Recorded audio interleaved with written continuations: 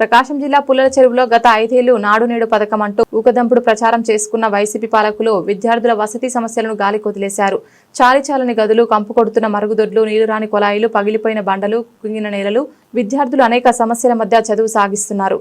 ప్రజాప్రభుత్వం అధికారంలోకి వచ్చిన కొద్ది రోజుల్లోనే తమది మాటల సర్కారు కాదని చేతలదని రుజువు చేస్తూ సంక్షేమ హాస్టళ్లలో వసతుల కల్పన కోసం కోట్లాది రూపాయలు ఖర్చు చేస్తోంది.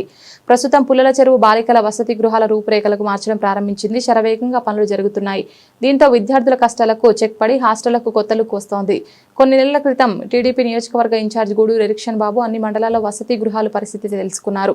అధికారులతో సమీక్షించి అవసరమైన నిధుల కోసం అంచనాలు రూపొందించాలని సూచించారు. తక్షణమే అధికారుల వైపు నుంచి పనులు చకచకా జరిగిపోయాయి. ప్రభుత్వం దృష్టికి సమస్యలు తీసుకెళ్లడంతో మంత్రి డోలా బాలవీరాంజనేయ స్వామి, విద్యాశాఖ మంత్రి నారా లోకేష్ చొరవతో పుల్ల చెరువులోని హాస్టల్ ఆధునీకరణ, మరుగుదొడ్ల మరమ్మతులు, గతంలో అసంపూర్తిగా నిలిచిపోయిన కట్టడాలను పూర్తి చేసేందుకు మొత్తం పుల్ల చెరువు మండలంలో 2,47,21,000 పనులు జరుగుతున్నాయి. పుల్లల చెరువులో రాజీవ్ విద్యా మిషన్ ద్వారా 1.94 కోట్లతో జరుగుతున్న బాలికల వసతి గృహం పనులు చివరి దశకు వచ్చాయి.